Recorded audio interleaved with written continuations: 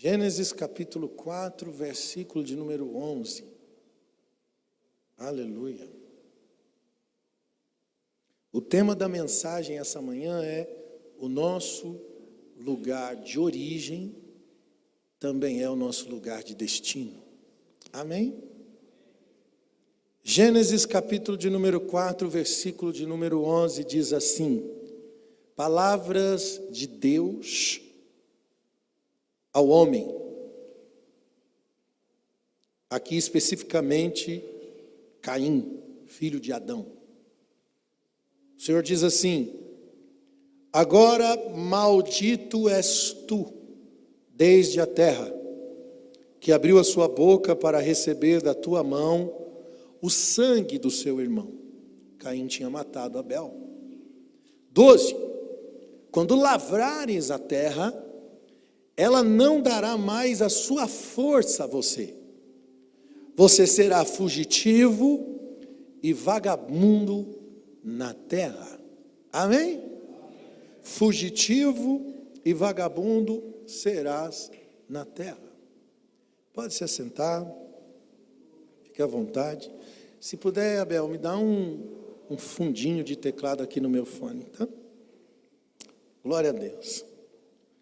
Que texto é esse, né, para a gente começar uma pregação? Glória a Deus.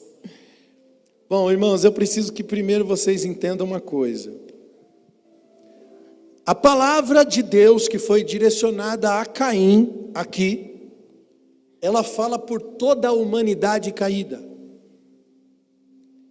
Essa palavra de maldição, essa palavra de peso, de julgo, de condenação, que foi deliberada a Caim, fala por toda a humanidade caída. Fala por toda a humanidade separada do Criador. Porque nós também somos filhos de Adão. E o que fala a Caim, está falando conosco também. Então entenda. Essa é a natureza caída do homem. É para isso que eu quero ler esse texto, para começar a desenvolver um pensamento com vocês. Deus disse que ele seria fugitivo. E o que é um fugitivo? É alguém que está saindo do seu lugar de origem para tentar encontrar um outro lugar, um lugar parecido com o lugar que ele tinha antes de ter sido expulso do seu lugar de origem. Então essa é a nossa definição de homens caídos, fugitivos, em busca de um lugar que nos satisfaça como o nosso lugar de origem satisfazia. A Bíblia diz que o homem também seria vagabundo, embora essa palavra muito usada, talvez você não tenha um pouco do significado da palavra vagabundo. O adjetivo de vagabundo é a característica de alguém que caminha sem rumo, sem destino. Alguém que está perambulando, alguém que está vagueando por aí. O pejorativo é desprovido de honestidade. Aí você conhece, né, esse significado. Pejorativo. Porque quando você xinga alguém, não deveria fazer. Ô vagabundo, você está chamando ele de desonesto. Alguém que não tem honestidade, que se comporta de modo desonesto. Então Caim é um fugitivo, sem lar e errante. Fugitivo procurando um outro lar. E a sua necessidade qual é? A sua necessidade é a sua origem. Grava isso. A sua necessidade é a sua origem. O que ele tinha antes? Um lar. A sua origem era o quê? Um lar. E agora ele se torna errante, desprovido de honestidade, porque não está mais na comunhão com o seu Criador.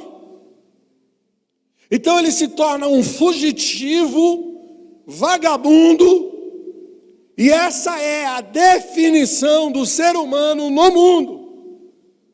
É a famosa correria da vida. Já viu isso? Você cumprimenta alguém, pergunta, e aí, como é que vai? Ah, correria. Não é assim? Correria total. E está correndo é moda. Está correndo é moda. E todo mundo está correndo. Se alguém perguntar, e aí, como é que vai você? E você disser assim, está tudo tranquilo. Aí vão dizer, é um vagabundo. Porque está tranquilo, então é vagabundo. É ou não é?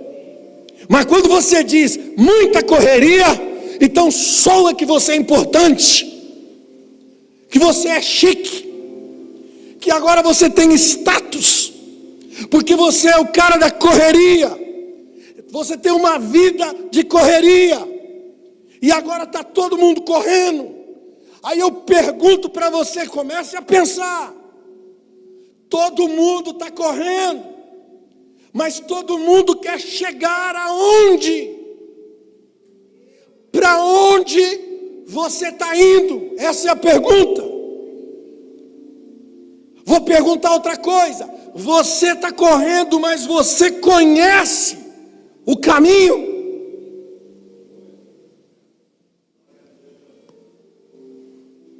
E às vezes a gente precisa parar tudo, parar mesmo, parar de vez tudo que nós estamos fazendo para repensar sobre a vida.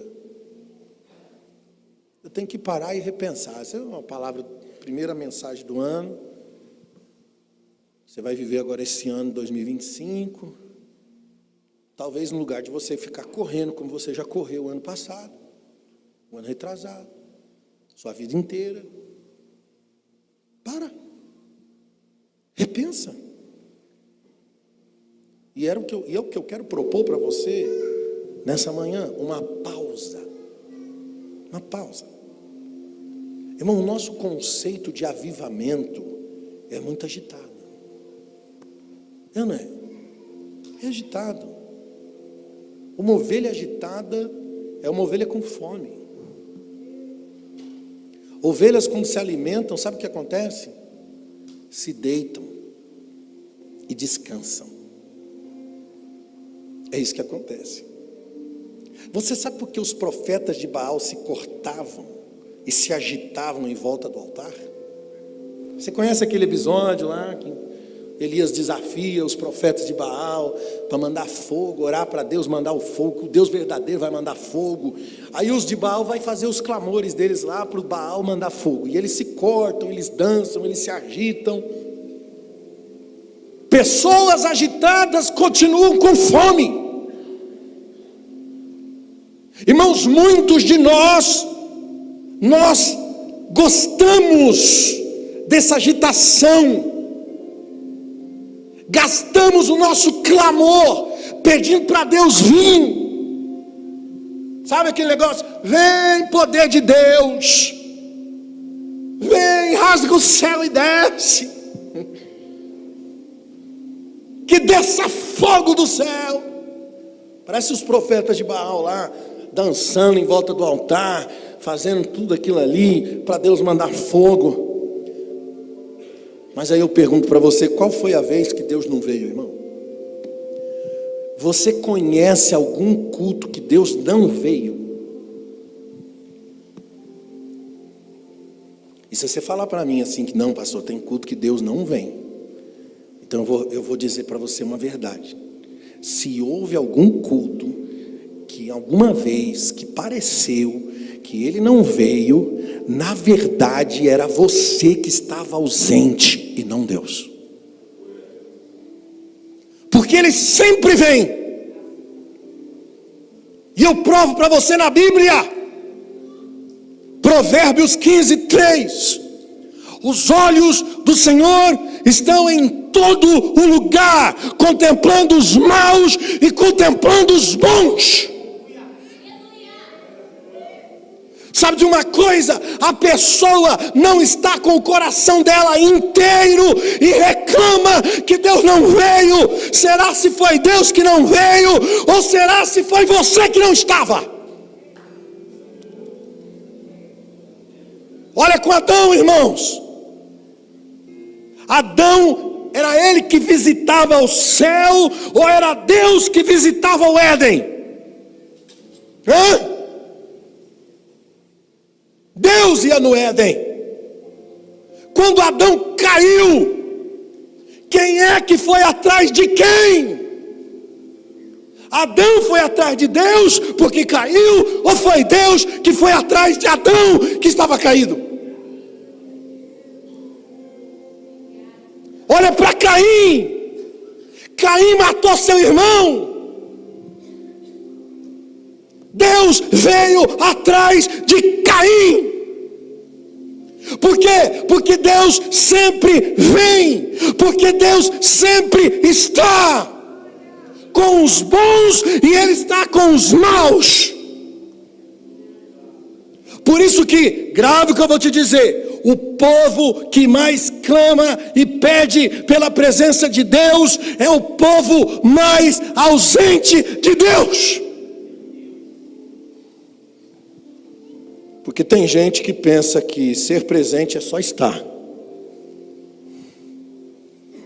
E você pode estar de corpo, mas não está com a mente, mas não está com o coração. Você já sentiu alguma vez a ausência de uma pessoa presente? Quem já sentiu?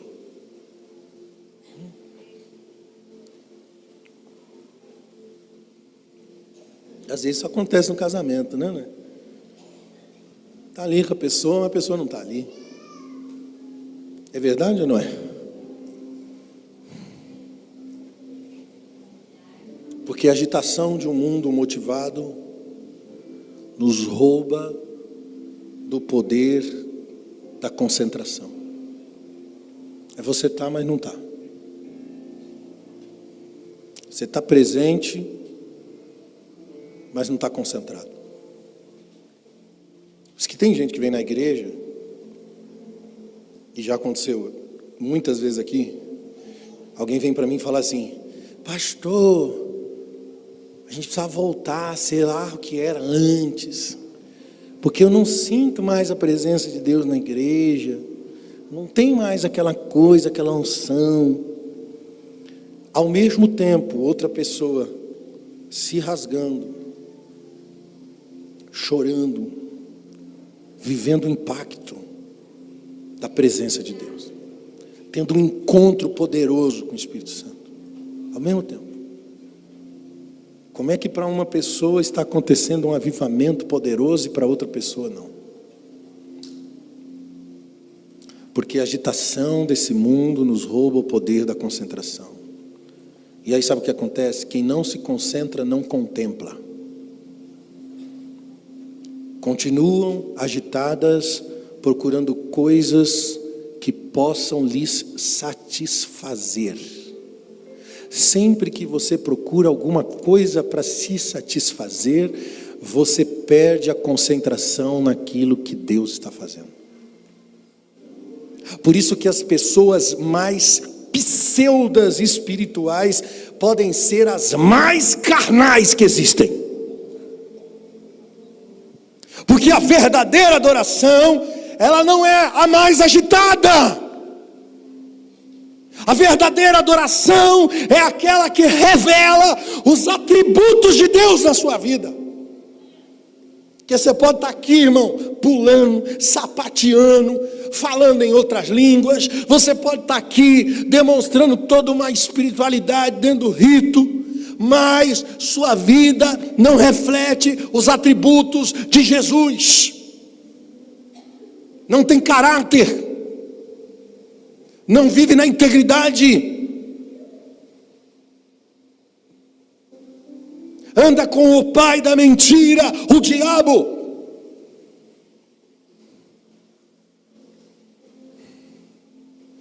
Por isso que se num encontro com Deus, você não aprendeu algo mais sobre Deus que transforma você em uma pessoa melhor, é porque não existiu nenhum encontro com Deus. Posso ouvir um amém? A verdadeira adoração, ela me faz conhecer Deus, que é bondade, que é justiça, que é santidade. E para isso é necessário concentração, não agitação. Eu vou repetir: concentração, não agitação. Nós precisamos ser inteiros. Pastor Fabiano, você tem que pregar mais fácil, para as pessoas entenderem, porque o senhor está pregando muito difícil, a pessoa tem que ficar pensando, aí não leva, não acontece nada. Não. Falta de concentração. Que eu já ouvi isso também. Quer que eu pregue a pregação fácil? Qual que é a pregação fácil? Fácil de entender. É o proselitismo. Proselitismo fica fácil. Eu vou falar para você assim: Deus vai te dar vitória, irmão, sua necessidade. Pronto. Fácil, entendível, e é tudo que você quer ouvir. O que te faz pensar fica difícil. Não tem concentração, não tem contemplação. Nós precisamos ser inteiros. Em um mundo agitado, irmãos, nós estamos vivendo e não conseguimos ser inteiros com nada, absolutamente nada. Sabe qual é o motivo da família hoje estar se desfragmentando? Casamento acabando, família destruída. Um dos motivos é a agitação. Um corre para um lado, outro corre para o outro. Não tem completude na família, não tem completude no casamento. Aí nós nos tornamos pessoas superficiais. Porque a cultura desse mundo é: você vale aquilo que você faz. Então é mais fácil as pessoas perguntarem o que você está fazendo do que como você vai. Porque quando elas perguntam como você vai, irmãos, elas estão esperando que você responda o que você está fazendo. Porque sempre que alguém se apresenta a partir das suas habilidades, aquilo que você acredita que te formou. Porque essa é a filosofia da serpente, onde o valor da pessoa está naquilo que ela faz. Se você fizer, você será. Aleluia. E o valor está nas relações, não naquilo que você faz. Aleluia. E isso reflete um cenário agitado que nós estamos vivendo. Isso reflete o cenário do homem pós-queda. Perceba que todos os conceitos sobre Deus partiu de um nível de relação, ou melhor, daquilo que a pessoa enxerga sobre Deus. E existem 3 níveis: o nível real, contemplativo, o nível ignorante e o nível superficial. Exemplo, irmãos, o cara que nega a Deus, o ateu, ele tem um conceito de negação a partir da relação que ele tem sobre Deus. Um conceito, uma relação, uma frustração, sei lá o quê.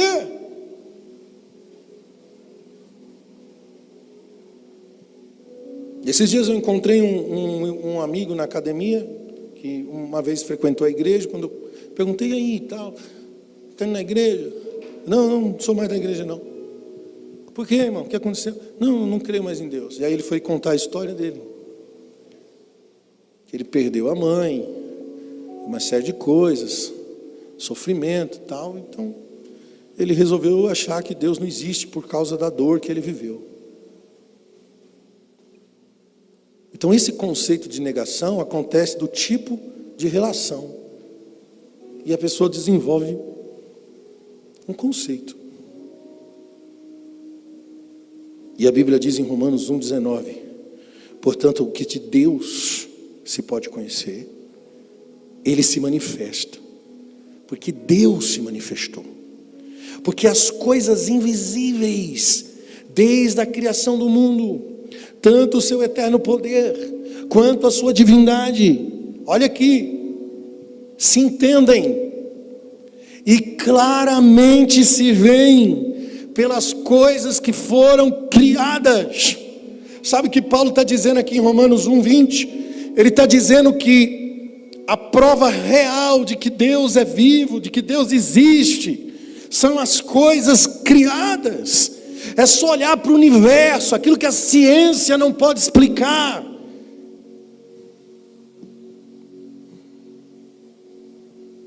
Só tem um motivo: existe Deus. Deus é revelado naquilo que o homem não pode explicar. E aí nós temos um conceito de atributo de Deus. Vamos entender o passado. Lá na lei, Moisés, que escreveu a lei, ele viu a antiga aliança. Ele viu o Deus que criou, o Deus da criação. Isso na teologia é considerado como deísmo. Ele conhece o Deus criador, mas não conhece o Deus relacional. Por isso que o Deus da antiga aliança parece ser um Deus mau. Porque a única revelação que se tem de Deus lá na antiga aliança é do Deus criador, não do Deus relacional. Então esse homem pensa que tem que fazer coisas para agradar esse Deus, para ser aceito por esse Deus, porque ele vê só o Deus que criou. O que ele enxerga está limitado pela distância da relação que ele tem com este Deus. Agora, diferente de Moisés, apóstolo João apresenta Jesus escrevendo outro Gênesis, diferente do Gênesis de Moisés. Aqui em João capítulo 1 é o mesmo livro de Gênesis, apresentando a criação, só que numa versão a partir de Jesus Cristo.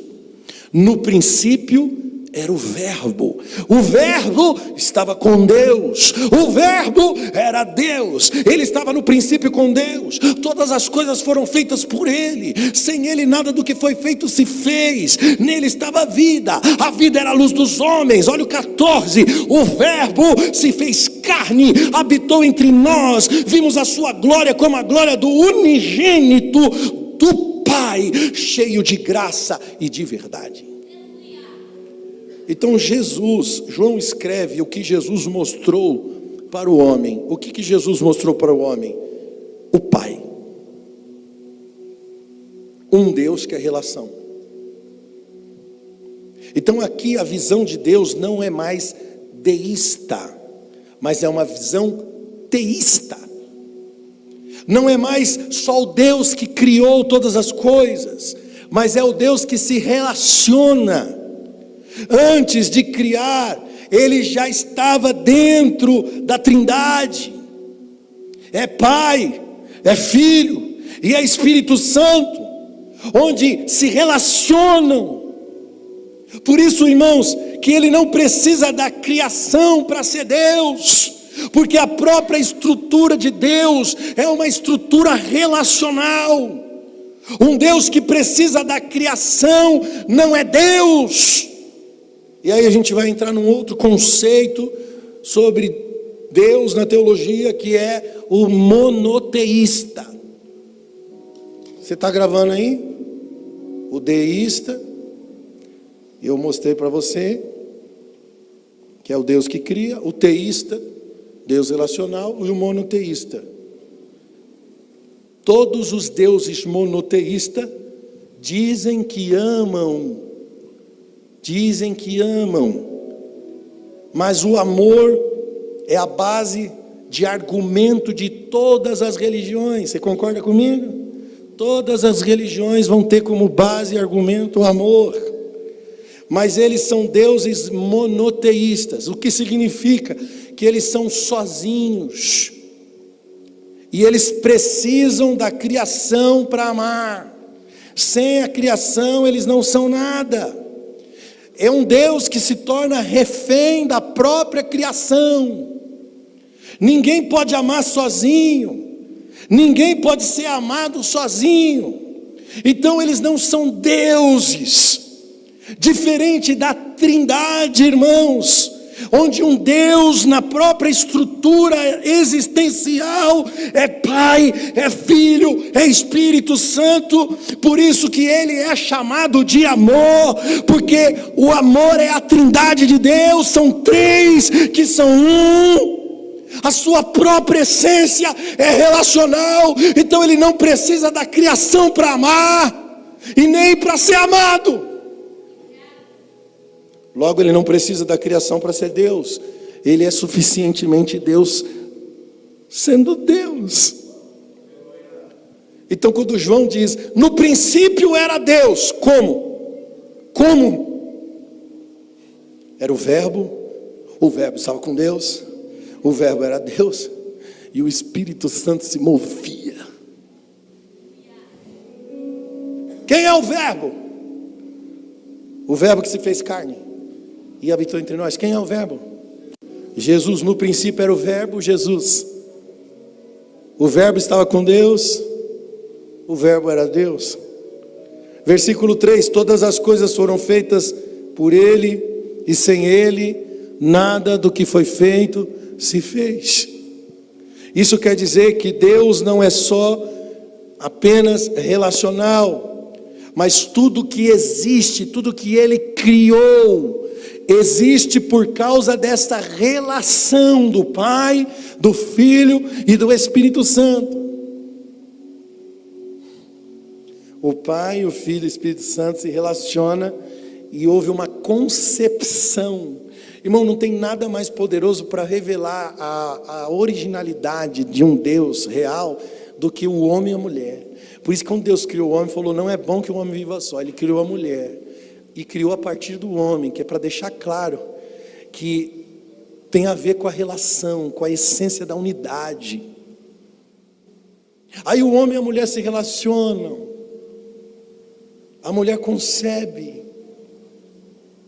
A concepção do sêmen do homem no ventre e no útero da mulher tem o poder de gerar uma vida com as características de ambos, com o DNA de ambos. Diz para mim se isso não revela o Criador, porque quando o Pai, o Filho e o Espírito Santo se relacionam, Ele cria. Nós somos frutos da concepção, da relação do Pai, do Filho e do Espírito.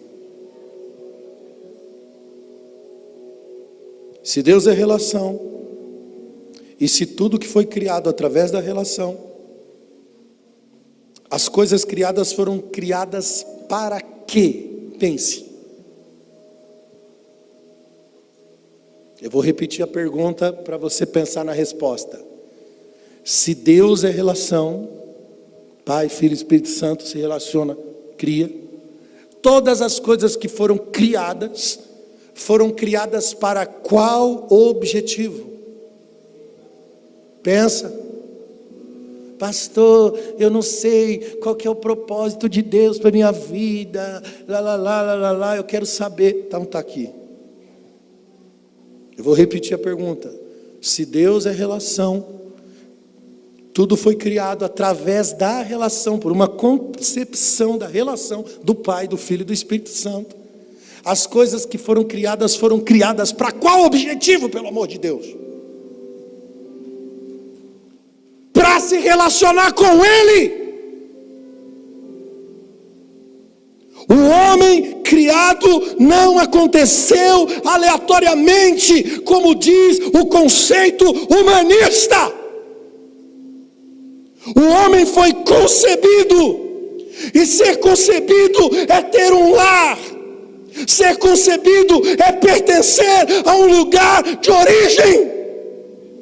Jesus veio revelar aquilo que estava encoberto aos homens. E o que é que estava encoberto a vocês, irmãos? o Deus que é Pai, o Deus que é Filho, o Deus que é Espírito, o Deus que é Trindade.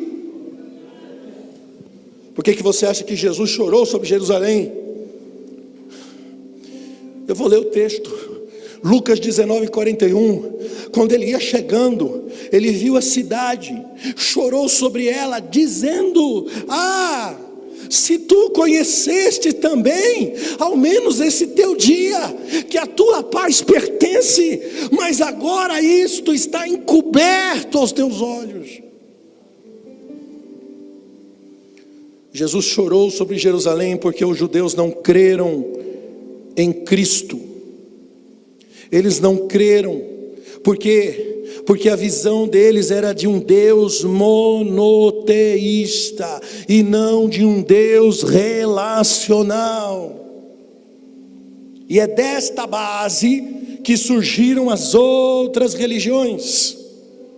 Porque, irmãos, é muito abstrato o conceito de um Deus que só cria.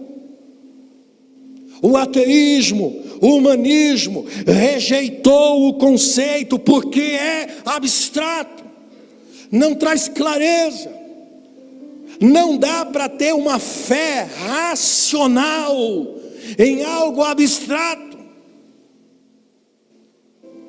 Moisés revelou o Criador, Jesus revelou o Pai, e quando Jesus revelou o Pai, ficou claro e deu significado. Por isso que o mundo tem uma visão de queda e redenção distorcida do que realmente é. O que é queda na fé cristã? A queda na fé cristã, que aconteceu lá com Adão, consequentemente com toda a humanidade, é quando o homem abandona Deus, fugitivo e errante pelo caminho. O que é queda na visão humanista, a forma que o mundo enxerga? É quando Deus é que cria a barreira e Deus é que abandona o homem. O que é redenção na fé cristã? É quando Deus se faz homem, paga o preço dos nossos pecados lá na cruz, por amor de mim e por amor de você. O que é redenção na visão humanista do mundo? É o homem que precisa fazer algo para merecer. E tem muita igreja evangélica pregando essa fé humanista. Que se você quiser prosperar, você vai ter que botar tudo que você tem no seu envelope e trazer aqui, e aí sim você vai comprovar o milagre de Deus na sua vida. Que para Deus fazer alguma coisa, você vai ter que fazer um sacrifício. E se não acontecer, é porque o seu boi é magro. Se o boi não for gordo, está entendendo? Aí o homem se faz a luz do mundo, com a ciência, com a tecnologia, com tudo que ele constrói, ele se faz a luz do mundo. Estou falando da visão humanista, onde a religião é o homem fugindo da realidade. Deus é tirado da vida do homem, e o homem passa a viver a sua própria escatologia. Qual que é a escatologia do homem? É o homem projetando um futuro, é um homem projetando o seu mundinho perfeito, onde Deus é retirado da vida do homem. E é isso que estão discipulando os nossos filhos nas faculdades, viu? É isso que estão dizendo lá. Por que é tão difícil um jovem ficar firme dentro de uma faculdade? Depois que vai para a escola, desvia, é difícil permanecer. Sabe por quê? Porque lá ele está sendo discipulado por outra religião. Qual religião? O humanismo não é só uma ideologia, é uma religião onde o homem se faz o seu próprio Deus. Olha a palavra de Deus que foi dada a Adão, irmãos, ao filho de Adão: fugitivo, andarilho, sem rumo. Esse é o quadro da humanidade. O homem está vivendo numa corrida, a vida corrida, agitada, sem clareza, sem clareza de caminho, sem saber onde é que vai chegar. Você já viu aquela frase que diz assim: viva o momento, aproveita aí, viva agora, curte aí, vive o momento aqui agora. Por que você quer viver o momento aqui agora? Porque você não tem clareza de caminho. Todos os homens estão debaixo dessa maldição que foi lançada sobre Caim. A busca pela felicidade. Aleluia, primeiro culto do ano, lá vem um pastor correndo atrás da felicidade como homens errantes, por causa da saudade. Saudade de onde? Do jardim de Deus, que você foi expulso e que foi escondido de você. Aí você está na correria braba, buscando a felicidade. O que resumidamente é o ser humano na sua busca cotidiana? O homem em busca da felicidade. O que é felicidade? Segundo o dicionário da filosofia grega, é o que rege o conceito humanista, inclusive, é um momento valioso. Felicidade é um momento valioso. Você sabia que na Bíblia não existe promessa de felicidade aqui? Não, irmão, fala um glória a Deus aí agora. Vou repetir. Na Bíblia não existe promessa de felicidade aqui, mas existe promessa de esperança aqui. Aleluia. Por que não tem felicidade aqui? Porque felicidade é um momento que você gostaria que fosse para sempre, mas é só momentânea. Então a felicidade não existe. Sabe por quê? Porque tudo que é momentâneo não existe. O que é a felicidade no ponto de vista original? Felicidade é um relance da eternidade, porque eu gostaria que isso fosse para sempre. Por isso que nós temos a tentativa frustrante de ser feliz o tempo todo. A tentativa de ser feliz é a sua existência dizendo uma coisa para você: você precisa voltar ao seu lugar de origem. A sua consciência está dizendo para você que existe um lugar original onde há plenitude de alegria, e você está tentando ser feliz a qualquer custo, mas é só um momento que passa. Porque olha, irmão, se aquilo que Adão fez de errado afetou o que Adão fez de bom, também fala dentro de mim. Então eu posso ter saudade de um lugar que eu nunca estive. Eu tenho saudade no meu subconsciente do jardim de Deus, porque Adão esteve lá. Então todo mundo está correndo atrás da felicidade, que é só um relance, porque vai fazer você lembrar do lugar de onde você está fugindo.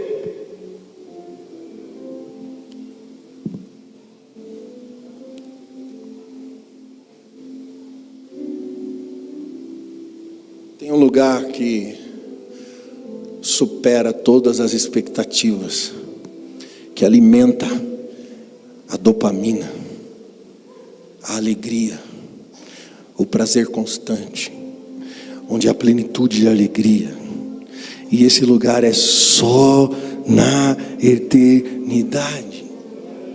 Aleluia.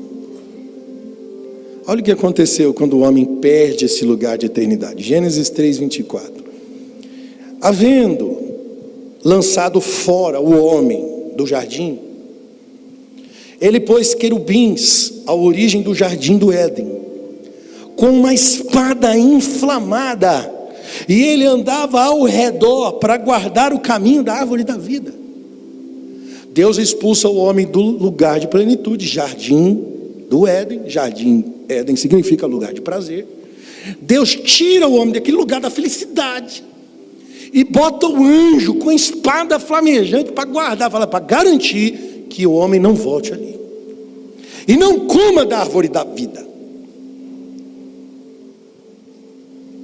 Perceba que o lugar onde o homem foi expulso, para não viver mais para sempre, porque quem come da árvore da vida, vive para sempre, foi lacrado, foi fechado. Deus colocou guardas, querubins com espadas flamejantes. Quando o homem é expulso, ele se torna um fugitivo sem rumo, procurando um outro lugar para suprir o lugar que ele perdeu. Quem está entendendo? Então, errante, porque ele está indo para o lugar errado, por isso que é errante. Fugitivo, porque agora ele não tem lar, sem o lugar que era para ele estar. Errante, porque a busca pela felicidade aqui não existe. Está lá, não está aqui. Aí então Deus teve que vir. Deus teve que vir. Para quê, pastor? Para mostrar o caminho? Não. Para ser o caminho. Jesus, o Verbo, se fez carne para ser o caminho. Ele é o caminho, a verdade e a vida. O caminho de onde? O caminho de volta. O caminho de volta para a eternidade. O que havia fechado para o homem é o caminho. Por isso que a Bíblia diz que pelo sangue da nova aliança, um novo caminho nos deu. Um novo caminho nos deu. O caminho de volta. Aquele anjo que guardava o caminho, não precisa mais. Paulo fala dos caminhos do homem e o caminho do Senhor. Romanos 3,14 ele diz: a boca do homem é cheia de maldição, cheia de amargura, os seus pés são ligeiros para derramar o sangue, os seus caminhos só existem destruição e miséria, não conhecem o caminho da paz. Aí vem o Filho de Deus para nos dizer, João 14:1, não turbe o vosso coração, credes em Deus, credes também em mim. Na casa do meu pai há muitas moradas, se não fosse assim eu não teria dito, mas eu vou preparar lugar para vocês, e quando eu for preparar o lugar eu virei de novo, e vos levarei para mim mesmo, para que onde eu estiver vocês também estejam. Mesmo vós que sabeis para onde vou, não conheceis o caminho, agora conheceis o caminho. Disse-lhe Tomé: Senhor, nós não sabemos para onde vais, e como podemos saber então o caminho? Disse-lhe Jesus: eu sou o caminho, eu sou a verdade e eu sou a vida, e ninguém vem ao Pai senão por mim, disse Jesus. Aleluia. Como sempre, o homem não pode chegar só. Aí Deus vem ao homem e disse: eu sou o caminho, eu sou a verdade, a expressão de uma realidade. Eu sou a verdade, a expressão da realidade. Eu sou a vida. Perceba o seguinte, irmãos: o nosso lugar de origem é o nosso lugar de destino.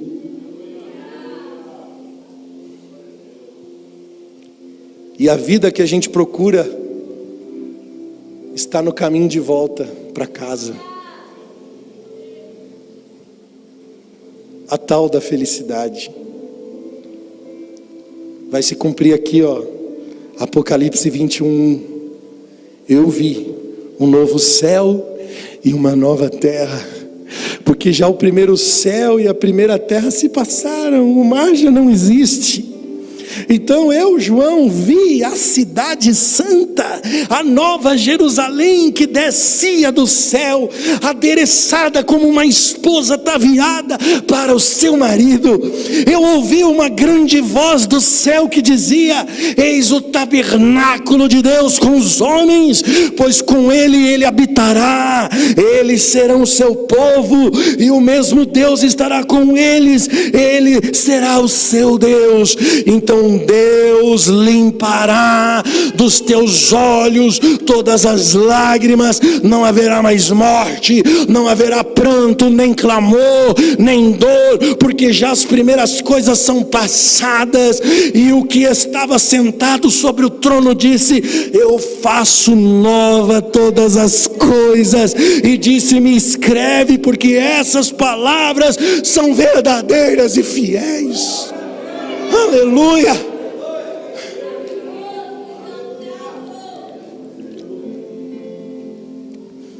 Esse é o nosso lugar de origem, irmão. Você não é daqui, cara. Você não pertence aqui, irmão. Você pertence à eternidade. Então, qual que é a minha missão aqui, pastor? Revelar a eternidade. A sua missão aqui é revelar ao mundo que está em trevas a eternidade. Por isso você vai viver aqui como se fosse lá. Seja feita a tua vontade, como na terra, mas como é no céu. Aqui na terra, como é no céu.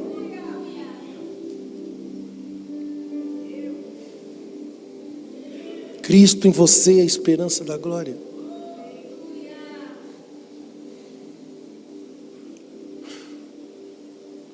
Nunca vá a uma reunião de adoração, irmãos, em busca de benefícios, em busca de saciar o seu ventre, de satisfazer a sua vontade. Não dobre mais o seu joelho para ficar pedindo coisas para Deus. Talvez pessoas podem até dizer: pastor, e agora o que eu vou orar se eu não puder falar? Se eu fizer um teste aqui, irmão, nós vamos descobrir uma idolatria danada. Se eu falar para você: escreve todas as suas orações no papel, traz aqui que eu vou ler, quero ver qual é que é. Nós vamos descobrir uma idolatria danada no nosso meio.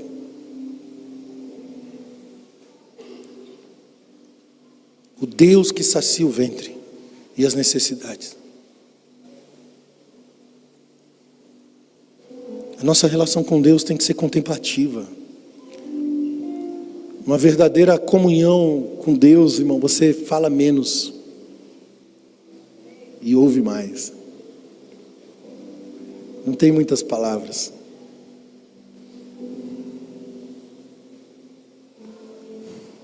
É o seu coração se ligando ao coração de Deus para entender o caminho. Na oração você entende a vocação,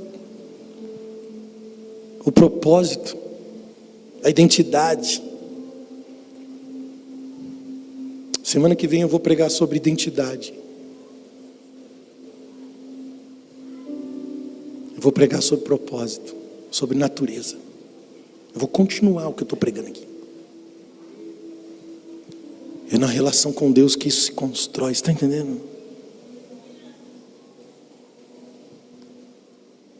Mas por que nós vamos a Deus sempre como quem está com fome de saciar o nosso ventre? De realizar as nossas vontades, porque nós ainda olhamos para o Deus que cria, o Deus que pode tudo, o Deus poderoso. Por que parece que quando você se converte, começa a amadurecer, os milagres cessam? Você é novo convertido, acontece um monte de sinais. Milagre atrás de milagre, aí você se apaixona por Jesus, você começa a ver Deus fazer, aí você começa a amadurecer na palavra. Acabou o milagre. Fala: rapaz, eu estou numa prova que o negócio e não acontece nada, e Deus está provando você ali. Ele está provando? Que agora não tem mais a ver com conversão, agora tem a ver com desenvolver sua natureza.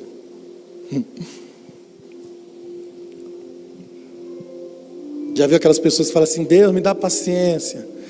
Ok, Deus vai te dar. Mas junto com a paciência Ele vai te dar situações para você poder exercer a paciência. Sim ou não?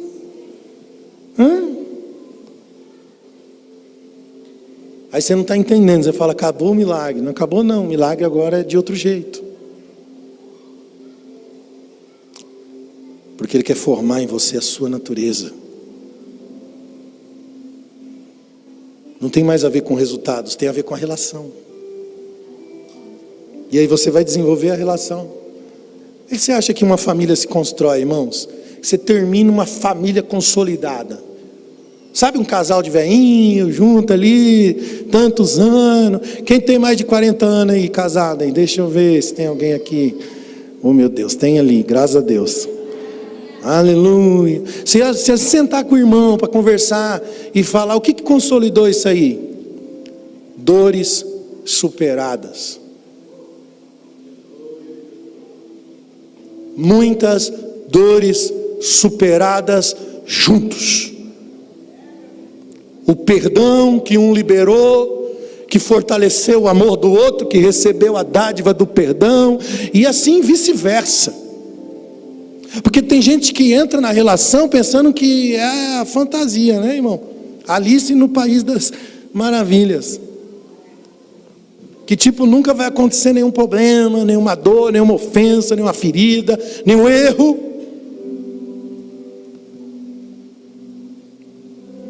Mas quando você supera, suporta, suplanta,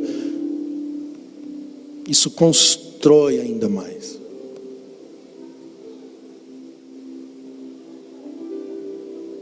Porque o que fortifica são as mãos dadas. Juntos, na alegria e na dor. E aquilo vai construindo uma história. Que vai construindo um legado. Está entendendo? Isso revela Deus. Por isso que a vida com Deus é assim, irmão. Para você entender que não tem mais nada a ver com a terra, tem tudo a ver com a eternidade. Então tudo que eu vou fazer aqui tem que ter um propósito de eternidade. Meu trabalho é terreno, é físico, mas tem que ter um propósito de eternidade. Cada vez que você sair para a rua, ainda que você está cumprindo a sua função terrena, batendo seu cartão no ponto, no horário certo, sendo responsável, tem que ter um propósito eterno. O significado de servir o outro, de entregar o melhor sorriso, o melhor abraço, a melhor palavra.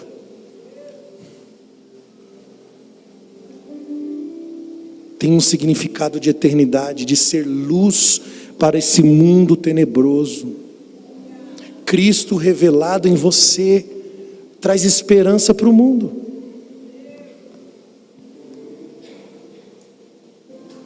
Cristo em vós, esperança da glória.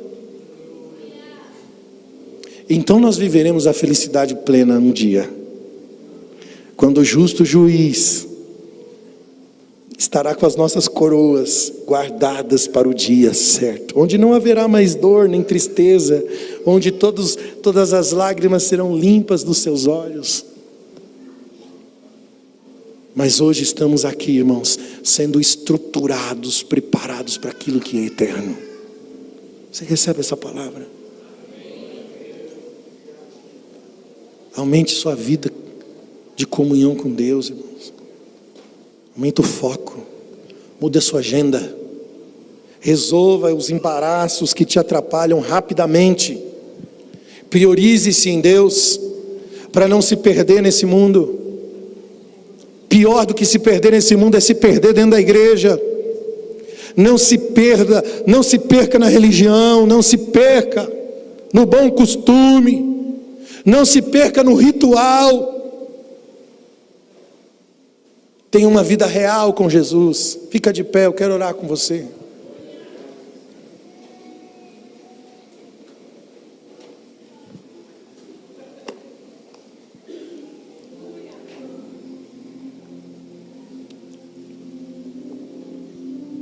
Oh, aleluia.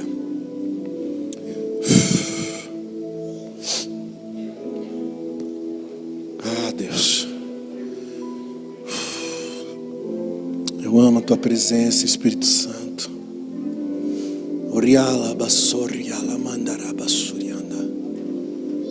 Fecha os teus olhos e rasga o teu coração para Ele. Dê uma resposta para essa palavra. Talvez as suas expectativas, seu sonho, seu foco, seu objetivo precisa ser transformado, precisa ser mudado. Coloca tudo nas mãos do Pai. Diz: Senhor, me perdoa. Muda meu coração. Faz de mim um homem de Deus, uma mulher de Deus. Eu quero ser cheio do Espírito Santo. Eu quero viver uma vida abundante, uma vida plena na sua presença, no seu Santo Espírito. Eu quero viver em novidade de vida. Eu quero cumprir o propósito da minha existência. Eu quero andar, Senhor, nos teus caminhos. Eu quero viver os teus caminhos. Me quebra todos os dias, se necessário, mas me faz um vaso novo. Traz a essência, Senhor, a essência do seu coração no meu coração.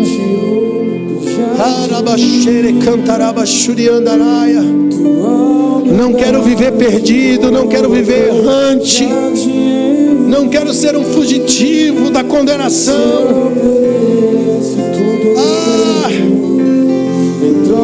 Rebarachere candará.